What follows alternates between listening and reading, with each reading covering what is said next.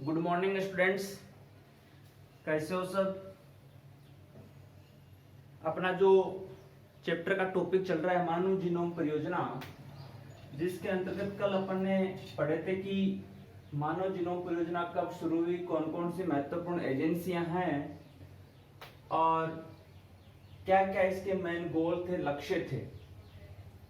आज के अपन टॉपिक में बात करेंगे कि मानव जीनोम परियोजना की जो मेथड है, जो मेथोलॉजी है, या अपन बात ऐसे कर दें कि जो इसकी विधि है, वो विधि कैसे संपन्न हुई, कैसे डीएनए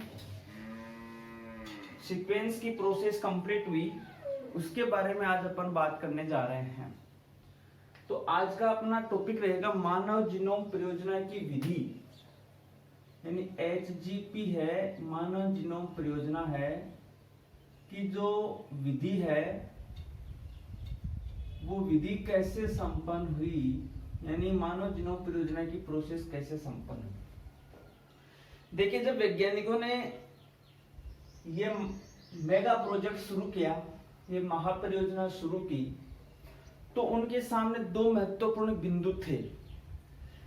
एक बिंदु तो ये था कि क्या कोडिंग सीक्वेंस की स्टडी करनी है, जिसको अपन ये बोल सकते हैं, या उन्होंने कहा कि नॉन कोडिंग की भी अपन को स्टडी करनी है। ये दो इश्यू उनके सामने खड़े हो गए थे। तो शुरू में तो वैज्ञानिकों ने ये कहा कि भाई अपन को जो व्यक्त हैं, जो अभिव्यक्त होते हैं, कोडिंग मतलब जो कोडिंग का मतलब सीधी सीधी सी बात वो होगी, वो कूट हो गए जो मतलब एमिनो एसिड्स है, प्रोटीन संश्लेषण की प्रोसेस के रूप में एक्टिव सक्रिय रूप से क्या लेते हैं, पार्टिसिपेट करते हैं। तो कोडिंग फॉर्म की स्टडी करनी है या नॉन कोडिंग की, क्योंकि ये क्या है, व्यक्त होता है।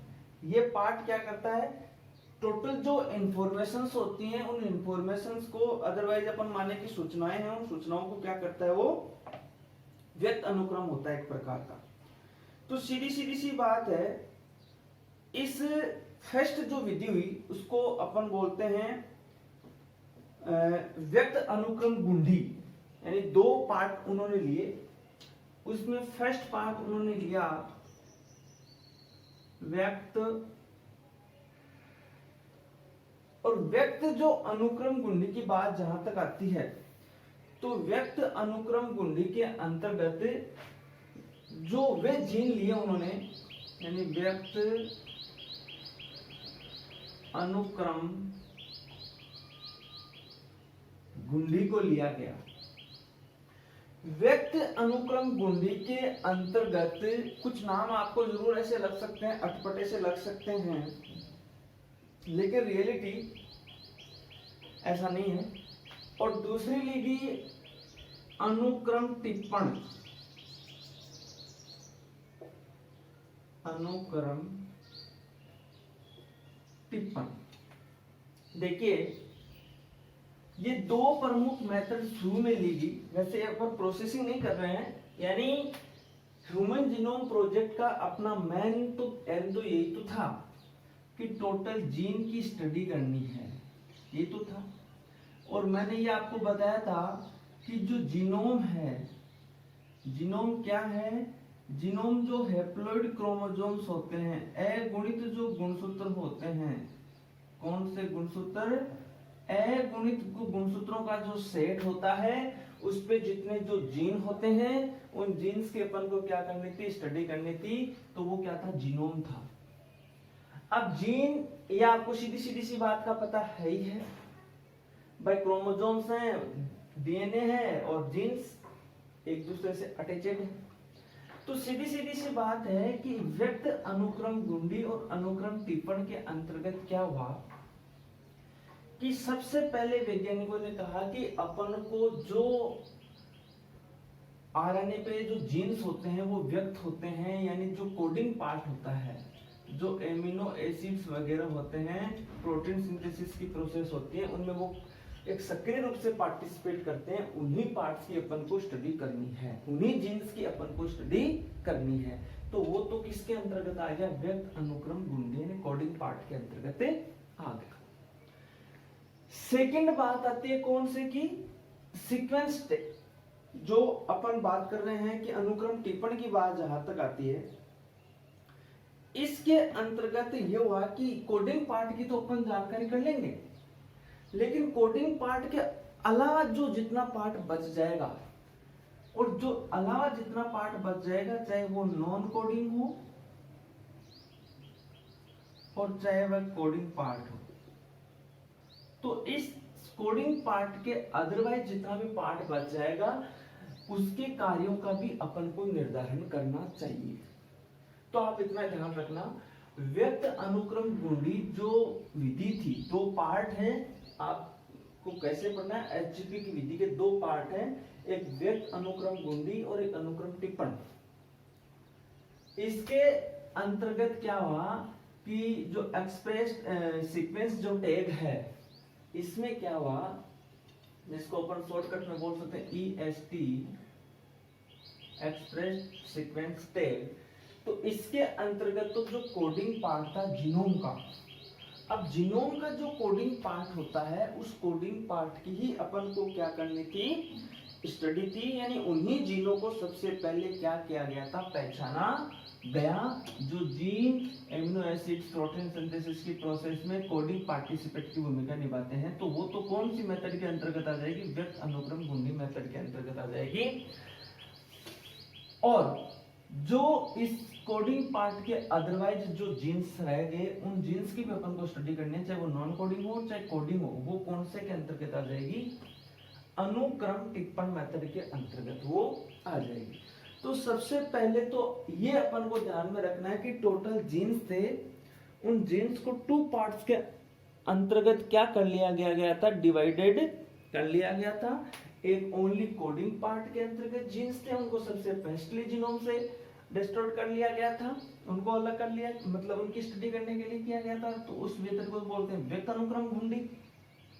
और दूसरी वो थी जो नॉन कोडिंग थी, उनके कार्यों को भी अपन को क्या करना था, निर्धारण करना था। वो ये मान लीजिए ये व्यक्तक हैं, अभिव्यक्त होती हैं, और अव्यक्तक हैं, अनअभिव्यक्त होती हैं, अभिव्यक्त नहीं होती हैं।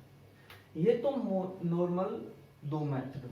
अब इसकी प्रोसेस कैसे शुरू हुई, प्रोसेस की अपन जब बात करते हैं तो एचजीपी की प्रोसेस है, जो प्रक्रिया है वो कैसे शुरू हुई, तो इसकी प्रोसेस की अपन बात करते हैं, प्रक्रिया की बात करते हैं।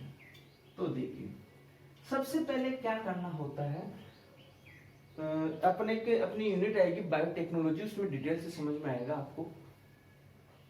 सबसे पहले अपन को जीन को, उस पूरे जीनोम की स्टडी करनी है। तो पूरे जीनोम की स्टडी जब अपन को करनी है, तो अपन को सबसे पहले उस डीएनए को क्या करना है, अरे डीएनए को क्या करना है, अपन को अलग करना है कि नहीं।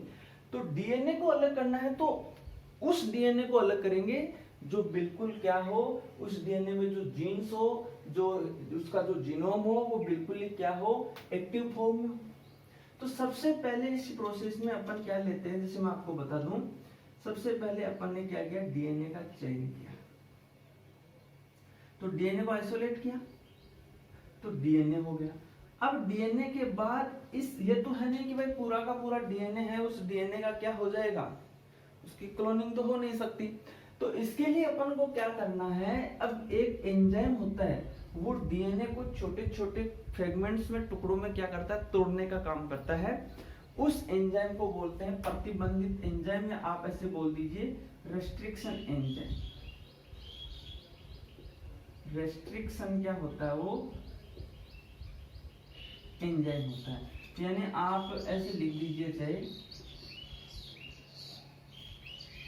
रेस्ट्रिक्शन एंजाइम, या अपन इसको बोल देते हैं प्रतिबंधित एंजाइम। ये दो प्रकार के होते हैं प्रतिबंधित एंजाइम, एक होता है एंडोन्यूक्लियेज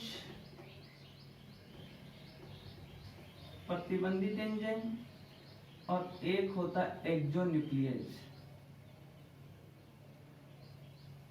क्या करते हैं, यह जो डीएनए है, इस डीएनए को एंडोन्यूक्लियस आंतरिक खंडों से कट करता है, आंतरिक भाग से, और एक्सोन्यूक्लियस क्या करता है, ये डीएनए इसको यहाँ सिरों से क्या करता है, खंडित करता है, तोड़ने का कार्य करता है।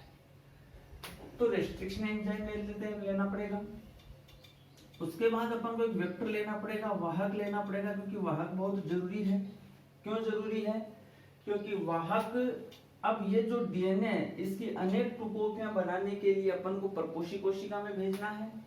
तो परपोषी कोशिका जो होस्ट सेल है, उस परपोषी कोशिका में भेजने के लिए किसकी जरूरी पड़ेगी? वाहक की जरूरी पड़ेगी। और यहाँ इस डीएनए खंड का क्या हो जाएगी? सीक्वेंसिंग प्रोसेस कंटिन्यू, परिवर्तन होता रहेगा, इनके नंबर्स क्या हो जाएंगे? वो बढ़ते रहेंगे। तो ये 4 मेन स्टेप्स हैं जिसके अंतर्गत अपन को क्या करना पड़ता है? एचजीपी की प्रोसेस है वो कंप्लीट हुई। अब देखिए, सबसे पहले इस प्रोसेस के अंतर्गत अपन को क्या लिया गया? डीएनए को लिया गया। अब डीएनए को लिया गया तो डीएनए तो ये तो है भाई, डीएनए के तो बड़े बड़े खंड होते हैं। अब डीएनए के बड़े खंड होते हैं तो एक वैसे अलग से मेथड भी होती है इसके लिए। और अपन देखते हैं कि वैसे यहाँ पे इतना उस मेथड के बारे में नहीं दिया हुआ है। उस मेथड के द्वारा अपन डीएनए के खंड होते हैं, उन खंडों को वैसे उस मेथड को बोलते हैं जेल इलेक्ट्रोपोरेसिस विधि। आगे मैं बता दूंगा आपको। तो ये प्रमुख 4 चरण हो गए। तो चरण के लिए जैसे मैं आपको डायग्रामेटिकल रूप से बता दूं कि सबसे पहले अपन ने ये डीएनए खंड लिया,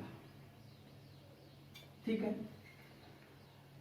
अब इस डीएनए को अपन ने लिया है तो इस डीएनए के लिए अपन को इस डीएनए को छोटे छोटे टुकड़ों में तोड़ना है। तो इस डीएनए को छोटे छोटे टुकड़ों में तोड़ने के लिए मैंने आपको बता दिया था कि एक एंजाइम काम में लेते हैं और उस एंजाइम का नाम क्या? रेस्ट्रिक्शन एंजाइम बोल दीजिए, या चाहे आप उसको प्रतिबंधित एंजाइम बोल दीजिए, ठीक है। रेस्ट्रिक्शन एंजाइम बोल दीजिए, चाहे आप उसको प्रतिबंधित एंजाइम बोल दीजिए।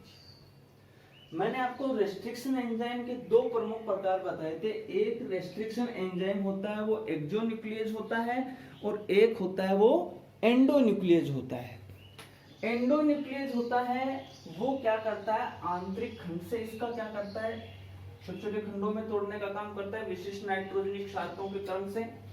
और ये इसके बाहरी जो सिरे 5 to 3, 3 to 5 जो एक फटन है, जो सीक्वेंस है, उसके अकॉर्डिंग ये क्या करते हैं? इसको खंडित करते हैं। अब देखिए, जब ये जो रेस्ट्रिक्शन एंजाइम होते हैं, ये रेस्ट्रिक्शन एंजाइम क्या करते हैं? इन रेस्ट्रिक्शन एंजाइमों के द्वारा इस जो डीएनए का खंड लिया गया, इस डीएनए के खंड होते हैं, इसको छोटे छोटे क्या होता है? भागों में तोड़ा जाता है। अब देखिए, जब अपन को क्या करना है? जीनों के स्टडी करनी है। तो इन जीनों की स्टडी करने के लिए अपन को, जब अपन इस रेस्ट्रिक्शन एंजाइम के द्वारा जो कोशिका थी उस कोशिका से डीएनए को पृथक कर लिया, मतलब ऐसे मैं आपको समझा दूं, ये मानव है, कोई भी मनुष्य है, मेल हो चाहे फीमेल हो, उससे एक डीएनए को क्या कर लिया गया? अलग कर लिया। ये डीएनए है, ठीक है। और डीएनए को अलग करने के बाद इस पे जो विशिष्ट एंजाइम्स होंगे वो एंजाइम्स क्रिया करेंगे तो ये डीएनए होगा वो छोटे, एक विशिष्ट मेथड होती है, उस मेथड का नाम क्या होता है? जेल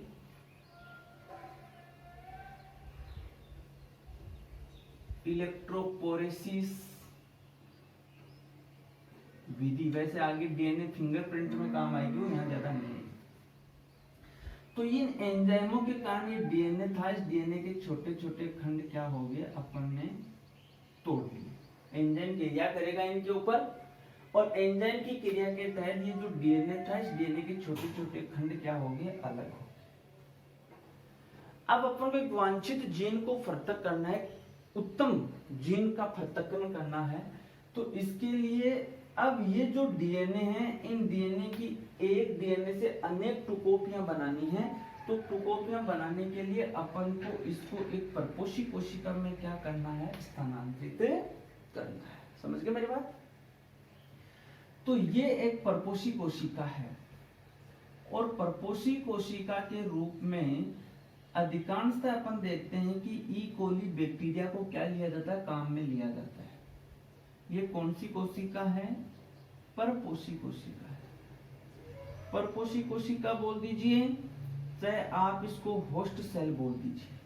और मैंने आपको बताया कि ईस्चेरिया कोलाई बैक्टीरिया काम में लिया जाता है, क्योंकि इस बैक्टीरिया का पूरा जो जीनी अनुक्रम है, जो जीनी स्ट्रक्चर है इसकी पूरी की पूरी, वो क्या कर ली गई है, काम में ले ली गई है।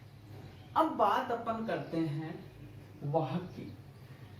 एक वांछित वाहक होना चाहिए जिसमें प्रतिकृतियन का स्थल भी होना चाहिए। प्रतिकृतियन का स्थल का मतलब टू कॉपी निर्माण करने वाला स्थल भी होना चाहिए। कुछ ऐसे एंटी पार्ट्स भी होने चाहिए जिसके कारण यदि कुछ इस डीएनए के साथ कुछ अवांछित पदार्थ आ जाए तो उस अवांछित पदार्थ को वही क्या करना चाहिए, समाप्त करने वाला भी होना चाहिए। तो इसके लिए अपन एक वाहक लेते हैं, और ये जो वाहक होता है, जैसे इस वाहक के साथ ये जो डीएनए खंड है, उस डीएनए खंड को अपन ने क्या कर दिया, ज्वाइंट कर दिया, यानी ये डीएनए सीक्वेंस हो गया, वो इसके साथ क्या हो गया, ऐड। वाहक होगा।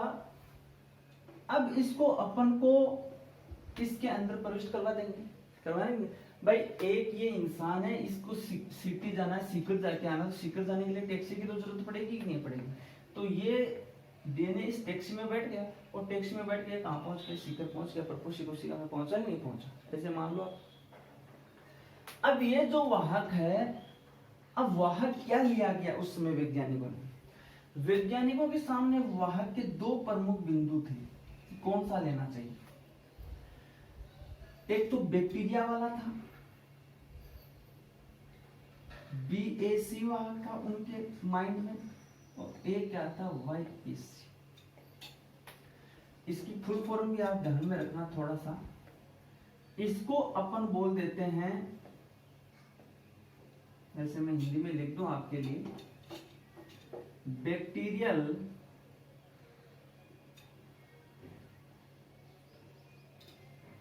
Artificial chromosome. एक तो यह वाहक था BAC, और एक Y का मतलब हो गया ईस्ट। Y का मतलब क्या हो गया, ईस्ट, यानी ईस्ट आर्टिफिशियल क्रोमोसोम्स, यानी ये पार्ट भी हो गया। तो उन्होंने, वैज्ञानिकों ने जब वाहक की बात आई तो कौन सा वाहक लिया था, मानव जीनोम अमूमन ये लिया जाता है, लेकिन मानव जीनोम परियोजना के रूप में जब वाहक की बात आई तो कौन सा वाहक लिया था, ईस्ट आर्टिफिशियल क्रोमोसोम्स। ठीक है, इस वाहक को लिया गया था। अब आपके माइंड में एक क्वेश्चन चल रहा होगा, भाई क्यों इसको क्यों नहीं लिया। देखिए, इसमें डीएनए के जो बड़े खंड होते हैं उनको भी अपन एडजस्टमेंट करने वाला वाहक ये होता है। समझ गए इतनी बात मेरी आप। तो वाहक के रूप में वैज्ञानिकों ने किसको लिया था उस समय। वैसे दोनों को काम में लेते हैं, लेकिन जब मानव जीनोम परियोजना की प्रोसेस में जब बात होती है तो किसको लिया गया था, YAC यानी आर्टिफिशियल को लिया गया था। अब देखिए, जब इस डीएनए खंड को वाहक के माध्यम से किसके अंतर्गत स्थानांतरित कर देते हैं, परपोषी कोशिका के अंदर, तो यहाँ गुणन की प्रक्रिया होती है, और गुणन की प्रक्रिया के तहत अनेक डीएनए के क्या हो जाते हैं, यहाँ खंडों का परिवर्तन हो जाता है, डीएनए के खंड यहाँ पे क्या हो जाते हैं, वृद्धि हो जाती है। ये जो डीएनए के खंड यहाँ पे जब उनसे अपन को जीन्स का पृथक्करण करना है, तो इन जो डीएनए जो खंड हैं, इन डीएनए खंडों के अनुक्रम का निर्धारण करना है। तो इन अनुक्रमों के निर्धारण के लिए एक साइंटिस्ट थे, सेंगर, फ्रेडरिक सेंगर ने डाइडिऑक्सी चेन टर्मिनेशन विधि को प्रयोग में लिया। तो यहां इनके अनुक्रम का निर्धारण करने के लिए एक साइंटिस्ट है फ्रेडरिक सेंगर, या इसको सेंगर विधि भी बोला जाता है। तो सेंगर के द्वारा जो एक विधि काम में ली गई डाई डीऑक्सी जो टर्मिनेट जो चेन विधि है, तो डाई डीऑक्सी चेन टर्मिनेशन विधि उसको काम में लिया गया, चेन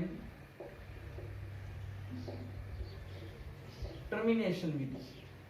तो सेंगर विधि भी बोल सकते हैं या डाई डीऑक्सी चेन टर्मिनेशन विधि के द्वारा ये जो डीएनए पार्ट है इनके सीक्वेंस है, इनके जो अनुक्रम है उनका निर्धारण करने के लिए इस विधि को काम में लिया गया। अब देखिए यहां ये जो सीक्वेंस प्राप्त हुए, इन सीक्वेंसों को एक कंप्यूटर से क्या कर दिया गया, कंप्यूटर प्रोग्राम से ऐड कर दिया गया। किससे ऐड कर दिया गया, कंप्यूटर प्रोग्राम से ऐड कर दिया गया। और कंप्यूटर प्रोग्राम में टोटल जो इनका जो इडियोग्राम प्राप्त हुआ अपन को, टोटल इनकी जो प्रोसेस सीक्वेंस है वो सीक्वेंस क्या होगी अपन को, आप ये मान लीजिए कि जीनोम के आनुवंशिक भौतिक मानचित्र, जीनोम का आनुवंशिक और भौतिक मानचित्र के रूप में टोटल इनका सीक्वेंस है वो अपन को इस कंप्यूटर प्रोग्राम में क्या हो गया, अपन को प्राप्त हो गया। तो हर एक प्रकार के जो नाइट्रोजन बेसेज हैं, जो स्ट्रक्चर्स हैं, उनको अपन इस कंप्यूटर के माध्यम से उसमें नोटेट कर लिया गया। और जब जरूरत पड़ती है कि कौन सा प्रोसेस है, कौन से जीन से, कौन से नाइट्रोजन बेसेस से, कौन सी मनुष्य में ऐसी एब्नॉर्मलिटीज असामान्यता उत्पन्न हो गई है, तो उसके बारे में अपन आसानी से अध्ययन कर सकते हैं। तो ये क्या थी, एक प्रक्रिया थी, इसकी ह्यूमन जीनोम प्रोजेक्ट थी। आज के लिए इतना ही।